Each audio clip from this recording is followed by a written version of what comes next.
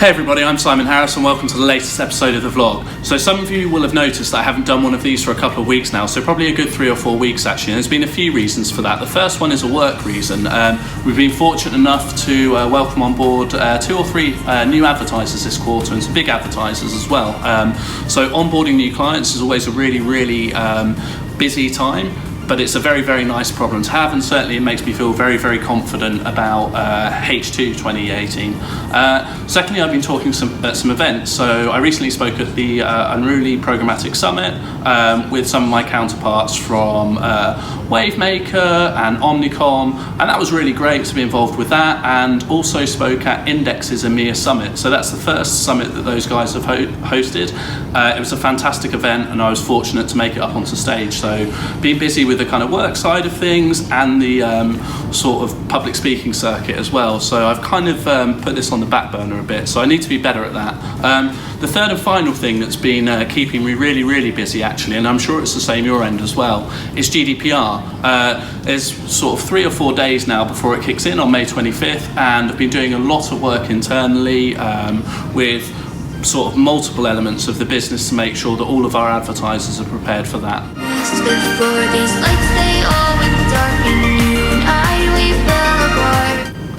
Okay, so GDPR is going to impact the whole programmatic ecosystem, whether that's the publisher themselves, an ad tech vendor, a third-party data provider, the agency, or the advertiser.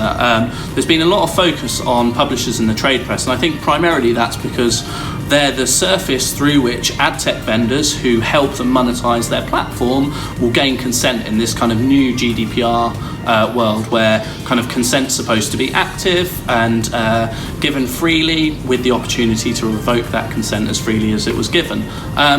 I really feel for publishers in this context, right? Because the guidance on what is and isn't going to be compliant, as well as the mechanisms for gathering consent and transmitting it through the ad tech ecosystem, have come really late. So the IAB Europe have been working on a framework for the last 18 months, and really the guidance and the mechanisms have only been codified in the last month or so. And to be fair to them, that's not because of a lack of trying. They've got multiple stakeholders, sometimes with diverse interests, but you know, for publishers, the consent mechanisms have come really late, and some of them, because of that, are just struggling to get their consent modals online. And there's a feeling in the ecosystem that maybe with 4, maybe 5 days to go, that's going to net out with lots of contextual bid requests being sent through to buyers like myself, which isn't without problems. And beyond that, actually, for publishers, it gets a little bit worse. They've also got Google, who are asking to be co-controllers of their data sets without actually telling them why. So not only have they got to worry about gaining consent for the users on their site, they've also got to worry about kind of what Google are up to. And in fairness to Google, actually, they are hosting an event the night before GDPR comes into effect, so May 24th, to have a powwow with publishers to talk through the specifics of what they're doing and why they want to do it. So it'll be really interesting to see how that pans out. But certainly for publishers in the short term, you know, we expect to see a lot of contextual bid requests from them, and that in itself's not without problems, and something I want to dive into a little bit more detail now.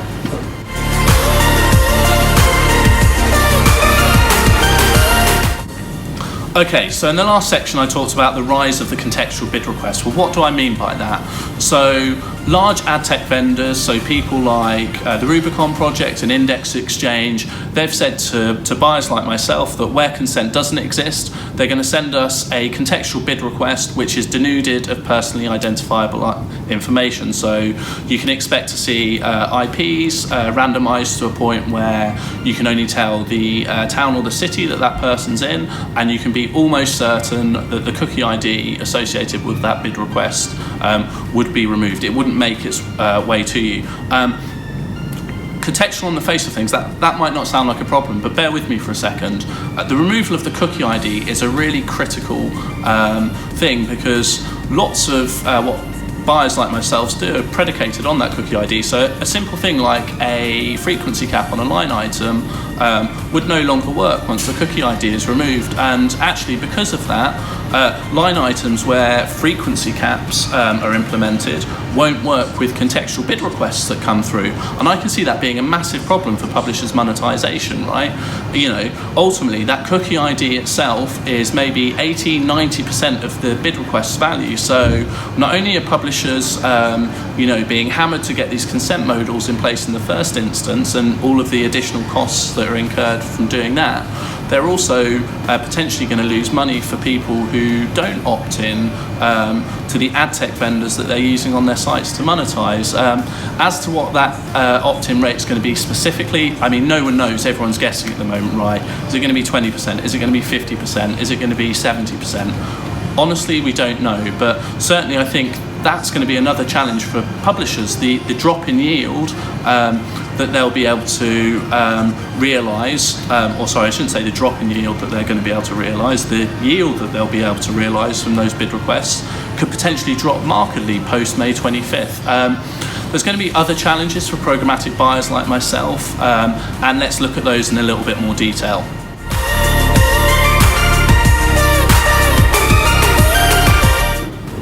Okay, so we talked in the last section around how GDPR would be problematic for publishers, but let's not forget it's going to be a challenge for the whole ecosystem. So firstly, it's definitely going to impact your first-party data-driven remarketing strategies, whether that's first-party that's collected via DMP or a double-click floodlight or an AppNexus segment or whatever. It will have an impact on that. Why do I say that? So it stands to reason that if a publisher needs to gain consent from a user to use data that's considered personal under GDPR, so would an advertiser for adding someone to a remarketing list. There are some remarketers out there, Criteo is probably the most notable one, who are going to rely on legitimate interest, but most people think that that's probably not going to fly. So obviously it's incumbent on agencies and the advertisers that they work with to ensure that people in those lists that they're advertising to have been consented in the right way. There's a general expectation that the volume or the size of first-party pools is going to fall post May 25th when consent frameworks are implemented, just as there's that feeling of consent impacting publishers as well. As to what that is, whether it's 20, 30, 50, 70%, no one really knows, but there are some strategies that you can implement if you feel that you're going to lose audience scale. So the obvious one is lookalike modeling, so implementing a sort of lookalike model based off your first-party assets, so maybe setting one that's kind of narrow and closely sort of matches the people who are already visiting your site, and maybe a broader one as well to kind of test that interplay of accuracy versus scale. That will definitely help. You could also look at the kind of sites and contexts that your current audience are sort of visiting on a frequent basis before they convert, and advertise in those sort of areas. So context as a proxy for audience, if you will. But actually, GDPR is not just going to impact first-party data-driven line items, campaigns and strategies. It will probably impact third-party data vendors as well. The general feeling there is it's going to impact those vendors simply because historically the kind of supply chain has been kind of murky. Third-party data vendors don't necessarily have a direct relationship with consumers, and there's just a general concern amongst buyers that third-party data vendors might not be able to deliver because of that on the GDPR level consent. And certainly if in the context that these vendors aren't consumer-facing brands, it's going to be really, really difficult for a consumer to revoke consent as easily as they gave it. So that's one challenge of using third-party data. Another challenge, I think, as well, will be potentially, some third-party vendors out there. So Oracle's probably the most notable one, and they're really driving things forward. Like, those guys may well be able to consent people to opting in to be in their segments, and they can then push those segments to DSPs. But ultimately, it's incumbent on the DSP to update those segments. And there's a concern from the buy side that DSPs might not do that quickly enough, and therefore consented data might be commingled with unconsented data, and that might be in breach of GDPR. So that's a concern as well. I think it's really challenging times actually for third-party data vendors. There'll be some buyers, and obviously bid managers between 40 and 60% of all of the UK demand.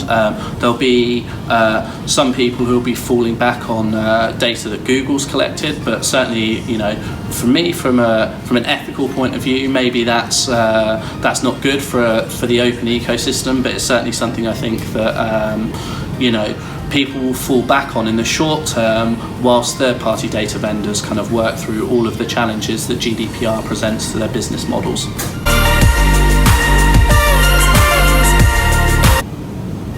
Okay guys, that's it from me for now. Don't forget, if you've enjoyed this episode of the vlog, please hit subscribe on YouTube, give it a like or a share on LinkedIn.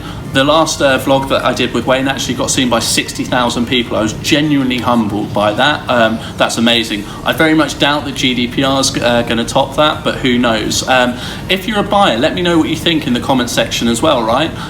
If you're implementing certain strategies post May 25th, and they haven't been covered today, I'd love to see those.